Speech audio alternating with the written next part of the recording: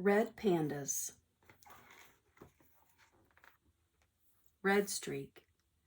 In the forest along the slopes of the Himalaya mountains, dense plant growth makes it difficult to see very far in any direction. The branches of tall trees form a ceiling of leaves overhead. Stalks of bamboo sprout from the ground below. The sound of insects, birds, and other animals fill the air.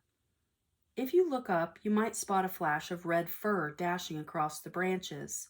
If you're especially lucky, the animal might pause long enough for you to get a good look at it. Is it some sort of raccoon? A cat?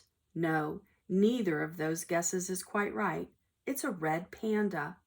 This rare and beautiful animal is getting ready to spend the evening foraging for something to eat. After looking around to make sure there are no dangers below, the panda dashes down to the trunk of the tree. Then it quickly disappears into a cluster of bamboo.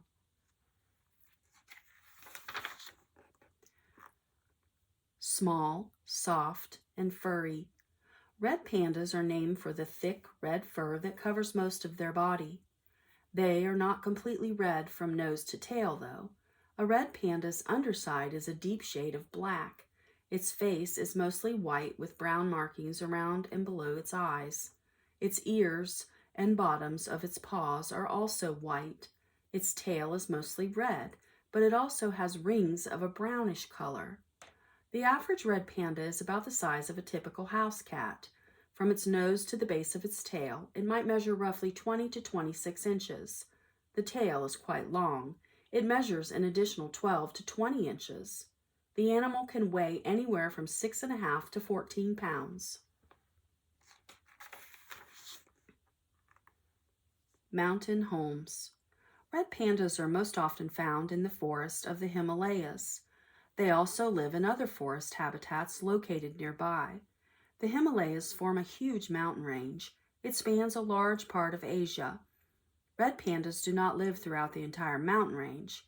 They make their homes specifically in the countries of Nepal, Myanmar, Bhutan, India, and China. There are a few different elements that together form the perfect home for a red panda. Red pandas live mostly in the habitats sourced for pandas. There are also a lot of tall trees in the areas where red pandas like to be. Trees provide places for the pandas to live and sleep. Finally, red pandas prefer to make their homes where there are many logs, tree stumps, and plants covering the forest floor. Such dense covering helps the animals stay out of sight as they move around on the ground.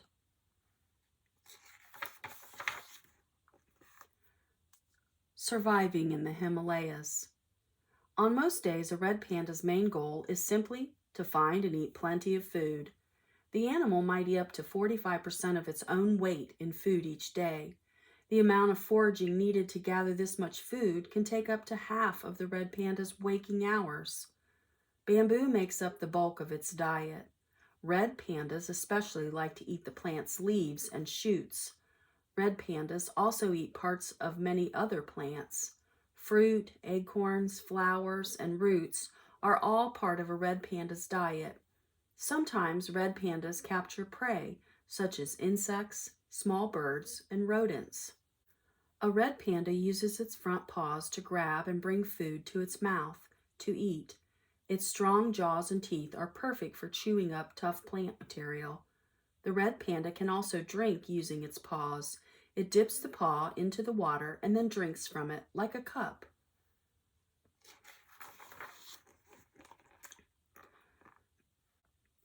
Sniff, sniff. Red pandas do not have especially powerful senses. Unlike many animals, they aren't able to spot food from great distances or hear threats approaching from miles away. Nevertheless, their ability to observe the world around them helps them socialize and stay alive. Smell is a red panda's most important sense.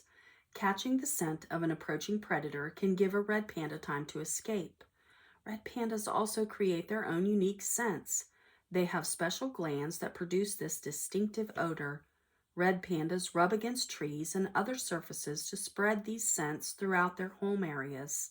This lets red pandas know when they have entered another red panda's home territory. Scent is also used to attract mates, and red pandas' mothers even rely on scents to recognize their own babies.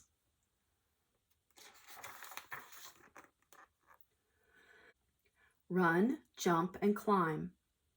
Red pandas often spend time on the ground when they are foraging, but they live most of their lives in the treetops.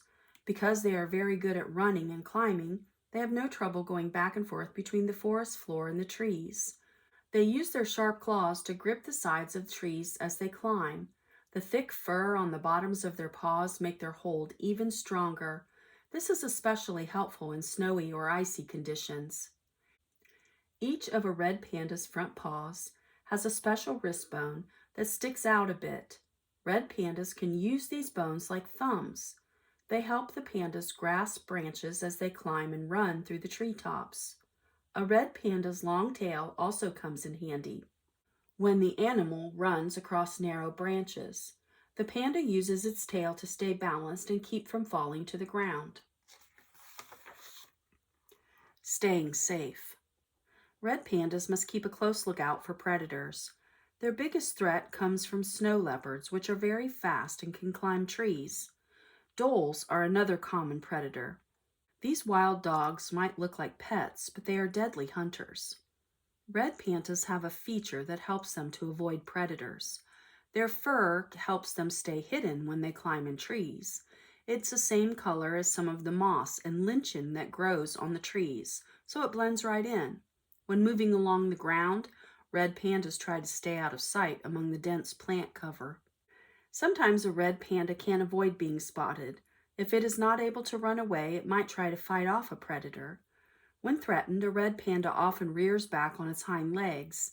It then lashes out its sharp front claws. It may also release an unpleasant scent from its glands. This smell can be bad enough to drive predators away. Rivals, mates, and babies. Red pandas are nocturnal. They spend most daylight hours sleeping. Being asleep while the sun is up helps red pandas beat the heat when the weather is warm. It also helps them stay out of sight of predators. Every evening, a red panda wakes from its resting place up in the branches of a tree. Before doing anything else, it might take time to groom itself. A red panda stays clean by licking their paws and then rubbing their paws all over their fur. This helps clear away dirt, twigs, and any other materials that might have clung to the red panda's fur. Once it is clean, the red panda might move through its territory to leave scent markings. These markings don't last forever. As a result, the panda must reapply them regularly to keep rivals away. After marking its territory, the red panda has probably worked up an appetite. It sets off for a night of foraging. Face to face. Adult red pandas are mostly solitary. In rare cases, however, they might socialize or travel in pairs or small family groups. They also spend time together during mating season. While scents are the main way red pandas communicate, they also use a variety of sounds to express themselves. Baby red pandas make a high-pitched whistling noises when they are scared. Adults bark loudly when they face danger. They can also make snorts, squeals, sighs, and other sounds. Body language is another important communication skill for the red pandas. For example, when two rival red pandas face off, they stare each other in the eyes and arch their backs. They often begin quickly bobbing their heads up and down. They do this to imitate each other. One of the red pandas might be scared away by the other display. Mating season. From about January to April, it is mating season for red pandas. During this time, red pandas become much more social than usual. They gather in groups and they might play by wrestling or biting one another. At the same time, males use their scents to advertise that they are looking for mates. If a female is ready, she chooses a mate based on these scents. Each female is able to become pregnant for only a couple of days out of the year. However, both males and females might mate with many different partners during the mating season. A red panda is ready to give birth about 130 days after mating. A few days before giving birth, she builds a nest for the babies. She first finds a secure hidden spot, then she carries sticks, leaves, and other materials to it and uses them to create the nest.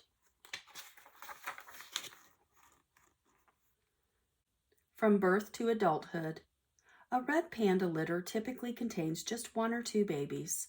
Up to 4 can be born at a time, though. This is rare. Red panda babies are born with their eyes and ears closed. They do not have red fur at first. Instead, they are fluffy and gray.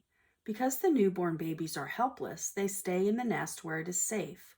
Their food is milk that they drink from their mother. Baby red pandas open their eyes and ears after about 2 or 3 weeks. Their fur starts changing to look more like an adult's. At about 6 or 7 weeks, the baby starts moving around the nest. They play with each other and groom each other. Their mother begins bringing them bamboo to chew on. When they are about 3 months old, the babies start leaving the nest. They stay close to their mother as they learn to forage and avoid danger. When the next mating season begins, their mother chases them away so she can prepare to have more babies.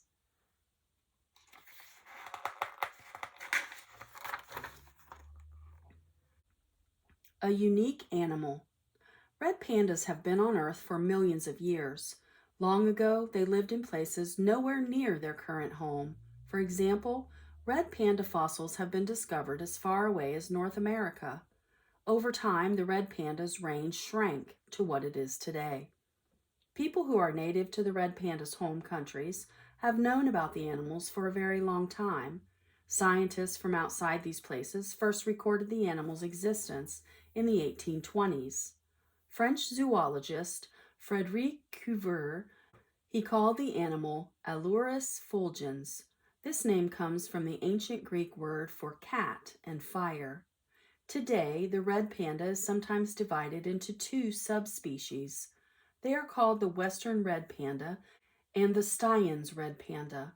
The Stein's red panda is larger than the western subspecies. Also, its fur is a brighter shade of red. Classification controversy. Scientists work hard to organize species into categories based on a number of factors. These elements include animals' physical features and whether they have ancestors in common. Sometimes this can be a long and complicated process. At first, red pandas were grouped with an animal called the giant panda. However, scientists eventually realized that the 2 species were not as closely related as they had thought. Experts later placed red pandas in a family alongside raccoons and other smaller animals. Red pandas share many traits with raccoons. However, scientists later learned that they were not actually close relatives. They were able to figure this out because modern technology enabled them to study the animal's DNA. This provided much more accurate information about the red panda that was related to other animals. Scientists soon determined that the red pandas actually belonged in a family that is separate from all other animals. Another kind of panda. Scientists no longer group the red panda and giant panda together in the same family. However, these animals still have a lot more in common than just a name. For example, while they are not extremely close relatives, they do probably share a common ancestor. The 2 animals share a similar diet as well. They both consume large amounts of bamboo every day, occasionally eating small animals too. Giant pandas even have the same sort of wrist bones that red pandas have. This allows them to grip bamboo stalks and climb trees. Like the red panda, the giant panda lives in a mountain habitat. The range it occupies, however, is much smaller than that of the red panda. The giant panda is one of the world's rarest animals. It is found only in parts of China. There are about 1,800 of them living in the wild today, making them highly endangered.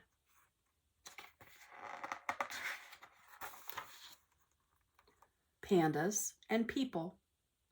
Red pandas tend to live in remote areas where most people do not travel. Nevertheless, they have many interactions with humans. One reason for this is the red panda's appealing looks. Its beautiful red fur, small size, and cute face make it the kind of animal people are eager to see up close. Red pandas are also playful and fun to watch in action. They can even be tamed somewhat and taught to perform tricks. This makes people want to keep them as pets or see them at zoos. Unfortunately, humans have largely had a negative impact on the red panda. Today, this remarkable animal is in danger of disappearing. Fewer than 3,000 adult red pandas remain in the wild habitats. Even worse, that number is declining. Hunted. One reason for the red panda's declining population is illegal hunting. The very characteristics that make red pandas so fascinating also encourage people to trap and even kill them. Other times, poachers kill them to sell their fur. The furs are made into hats and other clothing.